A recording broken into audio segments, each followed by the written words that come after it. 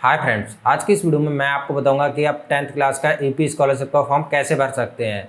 तो 10th class का UP scholarship का फॉर्म रिन्यूअल होता है। तो अगर आपने 9th क्लास में फॉर्म भरा था तो उसी को आप इस साल रिन्यूअल कर सकते हैं। रिन्यूअल में आपको ज़्यादा कुछ नहीं चाहिए होता है, बस लास्ट ईयर की डिटेल्स ही आपको अपडेट करनी पड़ती है।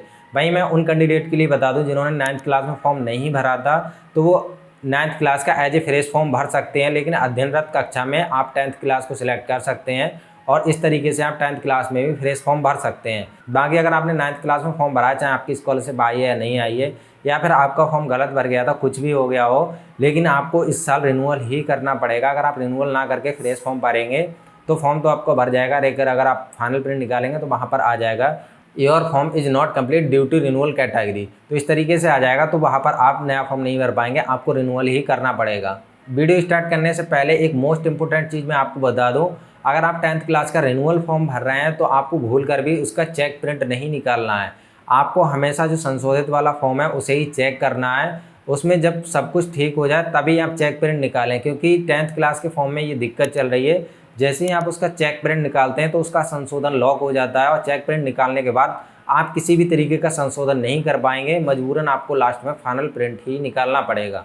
तो चलिए फ्रेंड्स, अब अपनी वीडियो को स्टार्ट करते हैं और मैं आपको बताता हूँ आप 10th क्लास का यूपी स्कॉलरशिप रिन्यूअल फॉर्म कैसे भर सकते हैं। तो 10th क्लास का फॉर्म रिन्यूअल करने के लिए आप ये वेबसाइट पर आ जाएंगे। इसका लिंक मिलेगा आपको वीडियो के डिस्क्रिप्शन में। उसके बाद यहाँ स्टूडेंट पर आप क्लिक करेंगे। उसके बाद यहाँ पर आपको रिन्यूअल लॉगिन पर क्लिक करना है एंड फर्स्ट ऑप्शन आपको मिलेगा प्री मैट्रिक स्टूडेंट लॉगिन, इस पर क्लिक करेंगे।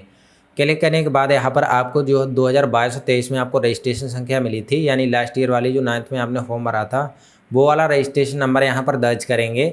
उसके बाद जो भी आपकी जन्मतिथि होती है फॉर्म के अकॉर्डिंग जो आपने लास्ट ईयर भरी थी वो भरेंगे। उसके बाद जब आपने लास्ट ईयर अपना फ्रेश फॉर्म भरा होगा तो उस समय रजिस्ट्रेशन के बाद आपने एक पासवर्ड बनाया होगा, तो वो पासवर्ड यहाँ पर दर्ज कर देंगे। अगर आपको पासवर्ड नहीं पता है तो नीचे आपको forget password for pre matric का ऑप्शन मिलेगा। इस पर क्लिक करके आप अपनी बेसिक डिटेल्स को देकर पासवर्ड को फॉरगेट कर सकते हैं। उसके बाद सभी डिटेल्स को भरने के बाद कैप्चा को फिल करके सबमिट करेंगे। सबमिट करने के बाद आप यहाँ पर लॉगिन हो जाएंगे। लॉगिन होने के बाद कुछ इस तरीके का इंटरफेस दिखाई देगा। ये सारे ऑप्शंस आपके ऑलरेडी होंगे। आपको यहाँ से फॉर्म स्टार्ट करना है एनपीसीआई हेतु सत्यापन, तो इस पर आप क्लिक करेंगे। क्लिक करने के बाद यहाँ पर आपको नीचे एक ऑप्शन मिलेगा चेक एनपीसीआई स्टेटस, इस पर आप क्लिक करेंगे तो यहाँ पर आपका एनपीसीआई से सत्यापन सफलतापूर्वक हो जाएगा। अब यहाँ पर आपका एनपीसीआई से सत्यापन नहीं हो रहा है तो आपको 2 से 3 बार, 4 बार, 5 बार ट्राई करना है।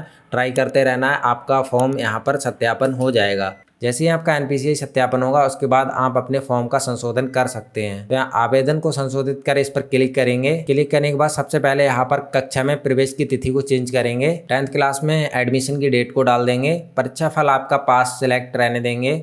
उसके बाद यहाँ पर आपको 9th क्लास के प्राप्तांक और पूर्णांक भर देने हैं। जो जितने भी आपके प्राप्तांक हैं वो यहाँ पर भर देने हैं, पूर्णांक यहाँ पर भर देने हैं। जहाँ में अध्ययनरत 10th क्लास ऑलरेडी सिलेक्ट होगा। बोर्ड का पंजीयन क्रमांक आपको 9th क्लास के रिजल्ट पर मिल जाएगा। नहीं मिलता है तो आपको इसे कॉलेज में पता करना है। आपका प्री बोर्ड क्रमांक जो भी होता है वो यहाँ पर दर्ज करेंगे।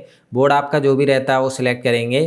ट्रांसफ़र सर्टिफिकेट नंबर मांगा जाएगा तो कॉलेज में पता कर सकते हैं। नहीं पता है तो ट्रांसफ़र सर्टिफिकेट की डेट आप यहाँ पर 31/3/2023 डाल सकते हैं या फिर 1/4/2023 डाल सकते हैं, यानी लास्ट ईयर के अकॉर्डिंग। उसके बाद डिक्लेरेशन को सिलेक्ट करेंगे और कैप्चा को भरेंगे और सबमिट कर देंगे। सबमिट करने के बाद आप देखेंगे फॉर्म सफलतापूर्वक संशोधित हो चुका है। उसके बाद होम पर क्लिक करेंगे तो अभी यहाँ पर आपको एक चेक प्रिंट का ऑप्शन मिल जाएगा, लेकिन यहाँ पर आपको ध्यान रखना है, जैसे मैंने वीडियो की स्टार्टिंग में ही बताया था, अगर आपका फॉर्म जब तक पूरी तरीके से ठीक नहीं हो जाता तब तक आपको चेक प्रिंट नहीं निकालना है।